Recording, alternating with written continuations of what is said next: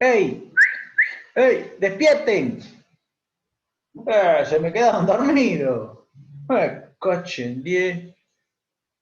Temporizador 29, 20 y 22. De WhatsApp. Ahora, cocina muy rico. Notificación. Bueno, vamos.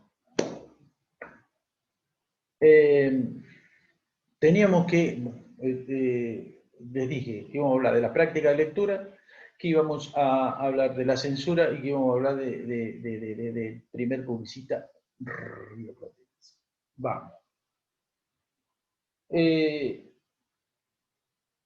me podían decir una devolución, a ver si se durmieron mucho, más o menos, poquito, nada. Muy bien, hasta acá venimos hechos unos locos, ¿no es cierto?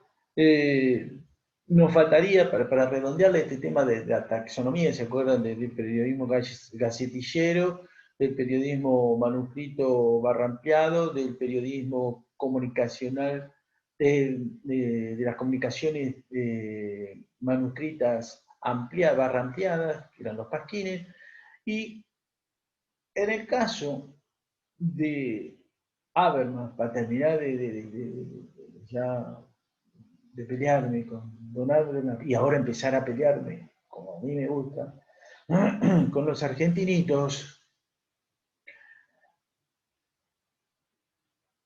adopto, o sea, Habermas va a hablar, ¿se acuerdan que les comenté hoy? De periodismo de escritores, ¿no? A mí esta noción, si bien es compartible en términos genéricos, pero me parece que nosotros, desde el Río de la Plata, tenemos que hablar de periodismo de intelectuales barra ampliar. Como siempre, buscando la producción y la recepción. El tema de hablar de intelectuales se arma un lío bastante respetable, porque ustedes saben, y si no se los comento ahora, que hay una creencia extendida, como tantas en nuestro querido territorio, país, nación, que habla que se puede hablar de intelectuales en el caso, para variar, Dreyfus, acaecido allí en el último lustro del siglo XIX, en la Francia, ¿vieron? Donde está París y están todas las luces, y se enceguecen, son todos ciegos, pero están todos enceguecidos, tanta luz que hay allá, para algunos pavotes, que todo pasa por París. Bien, empiezo a chicañar y me pongo como loco y me olvido de lo que tengo que decir. Decía, los intelectuales, ¿sí? Se remiten al caso Dreyfus en París, cuando Émile Zola hace una carta pública y dice, todos los intelectuales abajo firmantes estamos en contra de lo que le van a hacer al militar Dreyfus, porque es una injusticia, ¿no es cierto? Por antisemitismo, por injusto, por todo, ¿no? Pero no viene el caso ahora analizar el tema Francia, porque no nos interesa, al menos en esta cátedra. Acá estamos en el periodismo argentino. Bueno, no, entonces, vamos. ¿Qué es lo que ocurre? Esto está muy extendido y es muy difícil casi inamovible.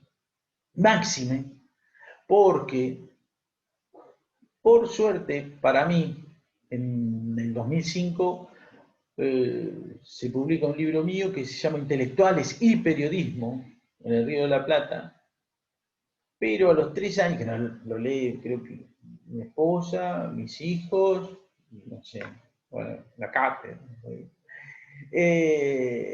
Pero en el 2008, Carlos Altamirano, un intelectual de la República Argentina, se reúne con otro grupete de intelectuales latinoamericanos, ¿no es cierto? Que como les queda chico Latinoamérica, ¿dónde se van? A Estados Unidos, ¿sí? Porque allá te lo respiran mejor. Bien, y allá escribe 2 tomachos impresionantes sobre los intelectuales.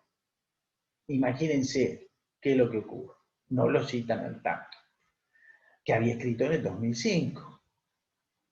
Esto se da, es un ejercicio perverso, pero que se da en la academia, que para quitar la entidad a alguien no se lo cita, ¿no? Esto lo reconoció Alperín Dongui con respecto a Galasso, alguna vez. Entonces, ¿qué es lo que ocurre?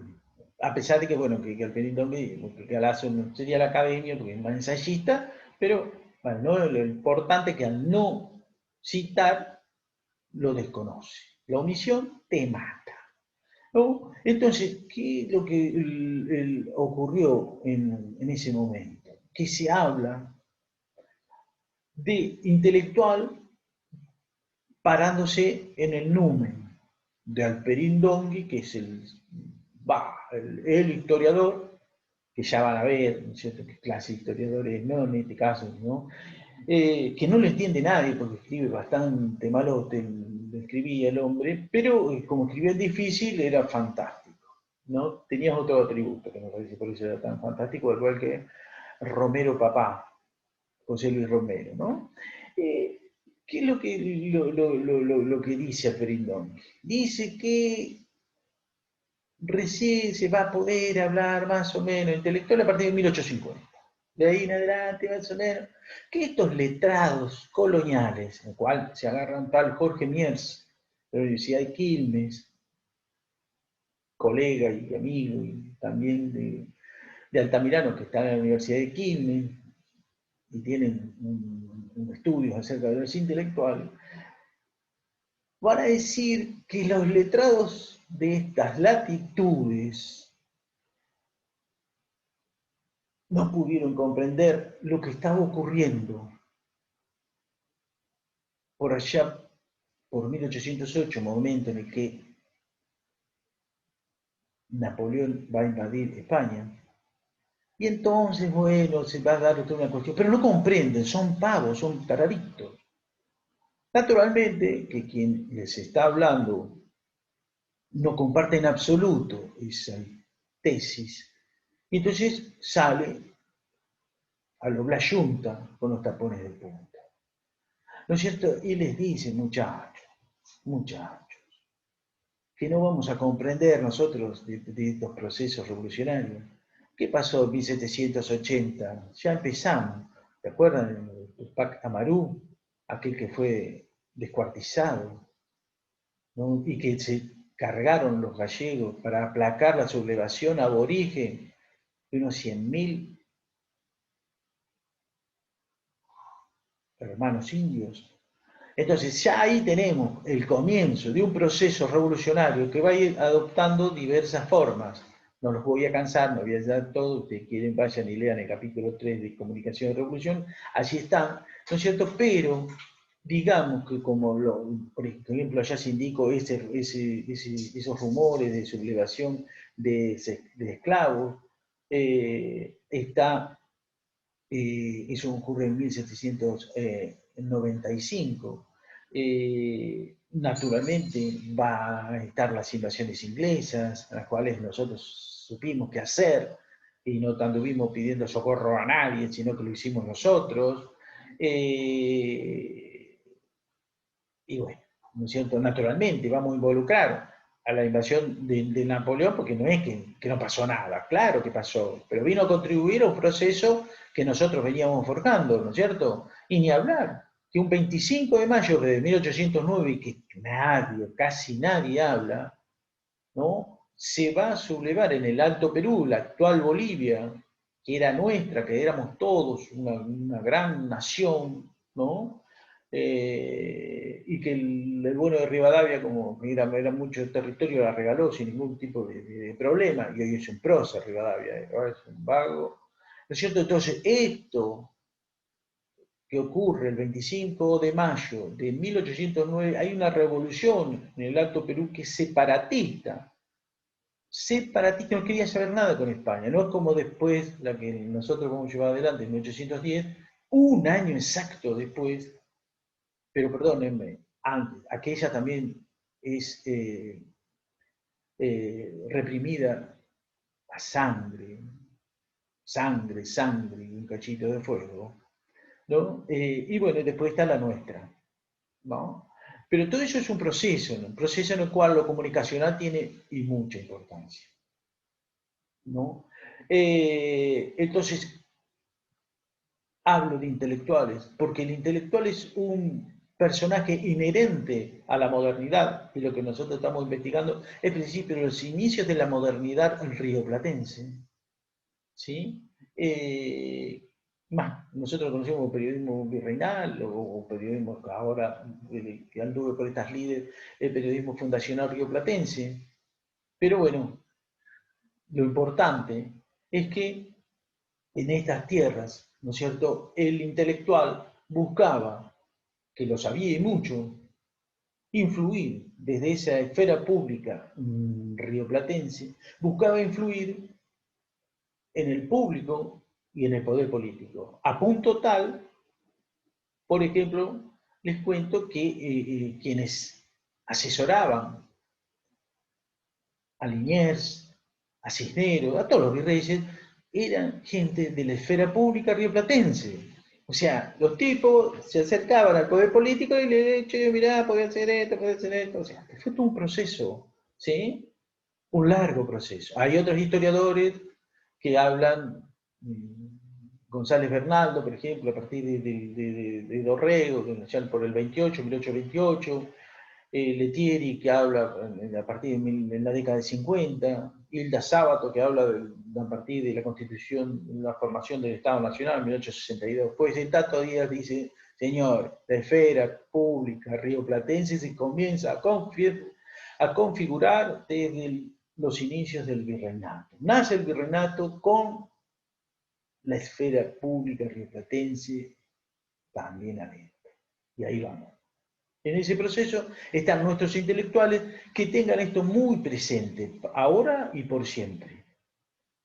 Este territorio no tenía libros, no había libros, uno no iba al kiosco, dame tal libro, llegaba uno que otro librito, ¿no? Y ese libro era luego reproducido de qué modo, se copiaba íntegramente a mano. ¿Sí? Uno puede leer a Manuel Belgrano, el hermano de Mariano Belgrano, diciendo que, bueno, que Mariano había copiado íntegramente, ¿no?, a Rousseau.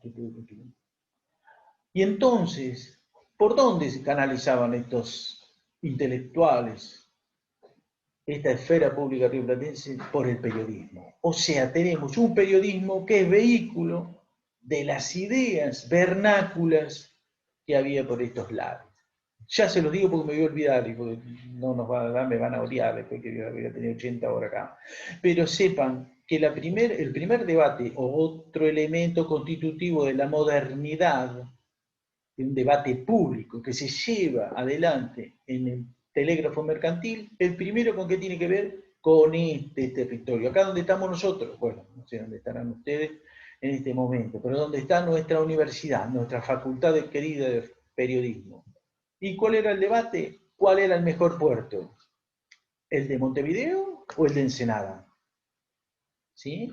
Así que ahí tenemos la figura del intelectual en el periodismo, porque no había libros. Acá el vehículo de las ideas pasaba por las tertulias, que era el lugar por antonomasia de las reuniones, ahora vamos a ver. Bueno, ahora voy a esos sitios, pero digamos que pasaba por el periodismo. ¿Sí? Entonces, bien, ya tenemos todas las categorías de análisis que se manda el Tato Díaz, nuestras, argentinas, ¿sí? De estos lares. Y entonces, no por eso buenas, no sé, ustedes pónganse a investigar y me superan y dicen, yo lo tuve, pero era un pavote y lo pasé por arriba el Tato. Bueno, está. Bienvenido, que investigue. Y que me pase rápido mejor, porque siempre es bueno ser superado, se va mejorando. Entonces, ahora, todo esto es bárbaro, pero ustedes estaban preguntando, pero el Tato nos habló al arranque, ya te habló tantas cosas que ya no nos acordamos, pero una cosa que me parece recordar, que el loco este decía que los viejos que tenían un asador en la cabeza decían que nadie leía. Y ahí llegó el ciego visionario y puso el ojo en el blanco. Y entonces, ¿qué es lo que se preguntó? De la mano de Roger Chartier, que hablaba para Europa también, y para los libros. Y el Tato lo trajo para la Argentina, para el territorio del Río de la Plata, digamos más correctamente, y para los periódicos. Las prácticas de lectura, ¿cómo eran? Y la respuesta es: las prácticas de lectura eran colectivas, en voz alta. O sea, se leía en voz alta, en grupo. Y entonces la otra pregunta que se viene, que ya se la hicieron, pero yo se la voy refrescando, porque ya se la hicieron, permítanme, es: si las prácticas de lectura se hacen en voz alta, ¿dónde se lee? ¿Y dónde se lee? Y ya ahí lo sigue usted. En la casa, el padre o la madre leyendo para la familia, ¿sí? Y ser facilonga. Encontré citas de los curas que tenían el lecho hundido con la pila de libros que tenían. El otro lugar, ya se las mencioné recién, las tertulias, ¿sí? Lugar donde, ¿quién manejaba las tertulias? Que lo vimos en la escuela primaria, ¿no? Las mujeres. Siempre las mujeres, ¿no es cierto? Ahí organizaban las reuniones y estaba más o menos entendido. Vieron que no había Instagram, como hablábamos, ni redes, ni esas cosas, mucho menos cable, televisión tampoco, fútbol tampoco. Entonces, ¿qué hacían? Iban a las tertulias, 3 por noche, lo menos. 3, 4 tertulias frecuentaban. Iba una, la otra, todas organizadas por mujeres. Y allí se reunían, discutían, charlaban, bailaban, elaboraban documentos. Y si dejen volar la imaginación, también de eso ocurría, ¿no? Tomaban mate. Sí, sí, sí, mate. Entonces, ¿qué es lo que ocurre? Las tertulias eran la usina del pensamiento. Pero había otros lugares también, cuando nos preguntamos cuáles eran los ámbitos de lectura. ¿Cuál? La escuela. ¿Y qué colegio teníamos? El Colegio de San Carlos. ¿Y cuál más? El de Montserrat en Córdoba. Y entonces la Universidad de Buenos Aires. Y también cuál, no, la Universidad de Buenos Aires todavía no ha sido fundada. La Universidad de Córdoba y la otra tan importante, la de Chuquisaca, el Alto Perú, allá estudió Moreno, Castelli y tantos otros. Entonces, tenemos esas cuestiones. Pero ¿dónde más? Las reuniones masónicas, sí, había masones también, ahí también se leían, ¿no es cierto?, en voz alta. ¿Y dónde más? En la calle, ¿sí? ¿Vieron como hoy ustedes andan mirando así, no vienen para ningún lado y van mirando el celular? Bueno, antes no oí de que iban mirando y leyendo así por la calle las gacetas, pero los pasquines más o menos, ¿sí? Hay un decreto que circuló por aquellos momentos que decía que enganchemos leyendo La Estrella del Sur en la vía pública o en su casa, la vía pública. Lo metemos en cana, lo metemos. ¿Y dónde más? En la iglesia, los sermones, ¿no? Porque antes de que Moreno, como ustedes saben, todo el mundo no, antes, ya lo pensaron Belgrano y Vieite, lo habían pensado, por allá por 1802, hay que leer el semanario en los atrios de las iglesias. Y allá se leía en las iglesias también. ¿Y dónde más? En las plazas y en todos lados. ¿No? En los viajes, cuando enganché unos curas que también venían de Córdoba para acá y en los carromatos venían leyendo, los locos, ¿no? Sí, las lecturas estaban por demás extendidas. Se leía en dónde más, en los cafés, en dónde más, en las pulperías. O sea, ven, es impresionante. Bueno, estos muchachos no la vieron, ¿sí? Y vino un chicato a decirle: miren que va por acá la cuestión. Y allá fui, ¿no es cierto?, a decirle que esto estaba ocurriendo en el Río de la Plata. Por consiguiente, el mensaje periodístico toma otra dimensión que debemos tener en cuenta. Porque todo esto que hablamos excede lo que tanto decía el bueno de Habermas y pasa de la esfera pública al espacio público rioplatense, porque ya enganchamos el mercado, lo que era hay ¿no es cierto?, lo que la Plaza de la Victoria, que hoy es Plaza de Mayo, la Recoba, ahí me salía la palabra, la Recoba, donde estaban todos los puestitos, todo el comercio, ¿no es cierto? Iban las mujeres, iban los tipos, iban los soldados, iban todos. ¿Y quién más leía? Y leían los aborígenes. Encuentro a Don Vietman, funcionario español por aquel momento y hoy capital de la provincia, ¿no es cierto?, Chubut, de Río Negro, ¿cómo es? Rawson de Chubut. Río Negro, decía Vietma, y estaba el loco allá y dice por la ventana, dice, ¿pero qué pasa? Dice que tanta gente, los cholos están ahí, estaban leyendo un pasquín, ¿sí? Que lo hizo arrancar prolijamente y escribió acerca de los pasquines diciendo, no podemos combatir, dice, tenemos que darle mucha bolilla, no hay que destruir los pasquines, porque los pasquines están dando información, y esa información tiene que ser muy importante para funcionar, ¿sí? Así que bueno, tenemos el tema de los pasquines que son leídos por los aborígenes. Y todavía podríamos agregar, ¿no es cierto?, que los almanaques decían que eran consumidos, Alsina, por ejemplo, en el almanaque de 1808, dice, los compran estas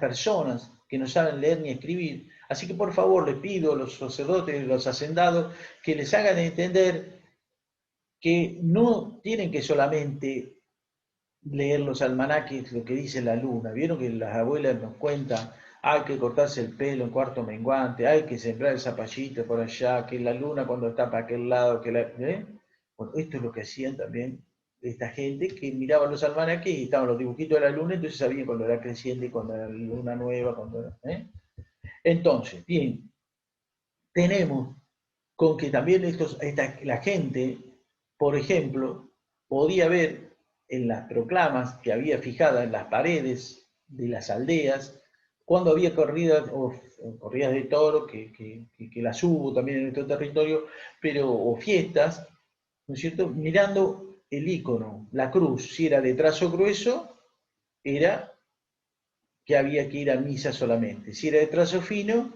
se iba a misa y luego había festichola. O sea, el mensaje escrito atravesaba absolutamente a toda la población, ¿no es cierto? Y a su vez, la oralidad, ¿no es cierto?, era la que servía para seguir transmitiendo ese mensaje escrito que se había leído. Bien. Entonces tenemos que ya no se puede desconocer la trascendencia del periodismo en aquellos años, ¿no? La otra cuestión que quiero compartir con ustedes es el tema de la censura. Es un fenómeno que lo estudié detenidamente porque creo que es el único yanqui que admiro, un tal Robert Darnton. Y el loco me abrió los ojos en la oportunidad que leo y dice, no se puede reducir el tema de la censura a una cuestión maniqueísta. La censura es mala. Y por otro lado, me enseñó que todo, no solamente acá digamos como un tema que sería el tema de la censura, sino otras cuestiones, ¿no es cierto? Perdón, el celular. Yo estoy como ustedes, que los critico. El tema de otras cuestiones, ¿no es cierto?, que hace que nosotros necesariamente, tema de la censura, hay que contextualizarlo. Y entonces tenemos que ver que hay censura en los gobiernos absolutistas, como vamos a ver ahora, y hubo censura en la democracia, y hubo censura en las dictaduras, como lo vamos a ver, y siempre está la otra, la que ustedes saben muy bien, que nos ha pasado a todos, que la autocensura. Entonces, no es tan sencilla la cuestión, hay que ponerla en contexto y eso es lo que hice. Y está claro, después hay que ir a buscar el corpus, hay que encontrarlo, ¿no? Entonces, como noción analítica, viene bien, ¿no es cierto? Y luego vamos a ver. Y acá vamos a estar en lo que hoy llamaríamos información falsa, fake news, ¿no es cierto? Como se dice, o punto ciego, o mentira social. Digo, para ir con este tema que todo parece que ocurre ahora, porque somos red tecnológicos, porque tenemos redes, Instagram, y que está bárbaro la tecnología, uno puede decir, es conveniente, está, ya no sabemos si es, hay que ver qué uso se le da, depende del uso, es bueno o es malo, y si nos sirve o no nos sirve, y si conspira contra nosotros, contra nuestra estabilidad emocional, política, cultural, o lo que fuere, ¿sí? Así que aprendamos a usarlo, y ustedes, que van a ser profesionales, serán los que más sabrán usarlo.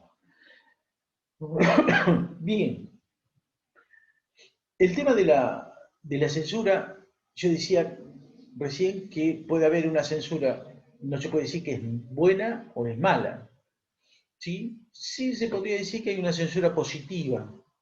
¿Cuál es la que nosotros tenemos que analizar? La de los gobiernos absolutistas. ¿Por qué? Porque en la censura absolutista había un permiso real que decía, el rey, el representante de Dios en la tierra, dice que es necesario, que es conveniente que leamos este libro, este periódico o lo que fuere. Entonces tenemos que, y esto lo toma bien el telégrafo mercantil, porque él dice, Cabello y Mesa, el director, dice, bueno, el virrey Avilés dice que nos ha dado su permiso, que conviene, y pipín y pipán. Entonces, eso también es importante que no lo perdamos de vista. Pero vamos al punto, porque me está quedando poco tiempo, me van a odiar. Bueno, pero esta es la primera vez me la pueden perdonar. ¿Sí? ¿Está? Bien. Porque no va a alcanzar con esta, ahora vamos a tener que ir un cachito. Vamos.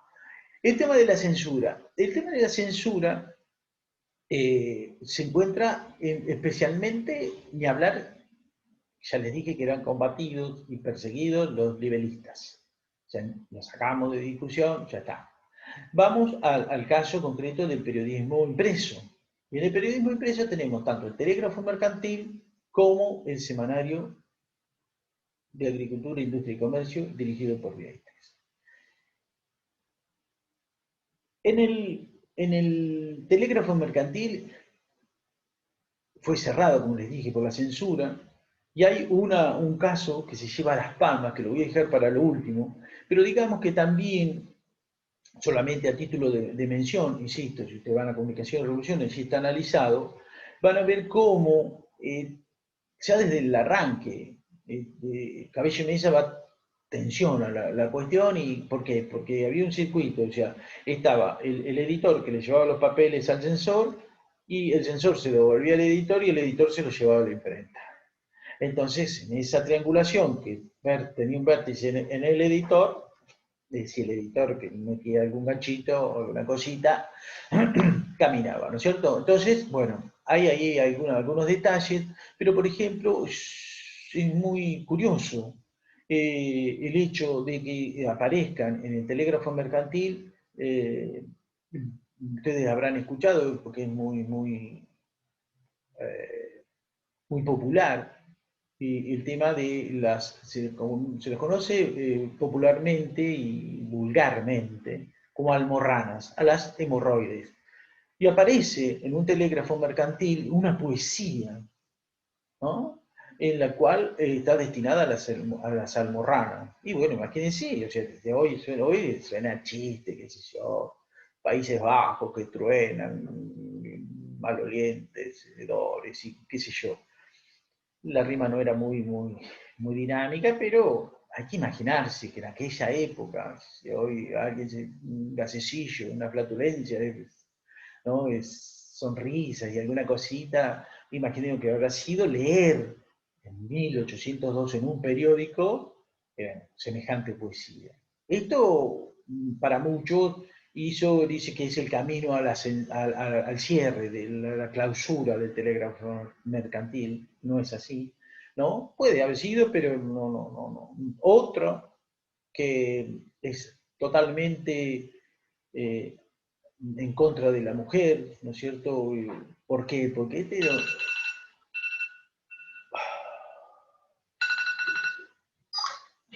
lo dicho. Dejo acá, ahora vuelvo con la satirilla afectiva que es en contra de la mujer y seguimos y nos falta el último publicista, ¿sí? Ahí vamos. Media horita más, no se me vaya de este canal. A ver si me ubico.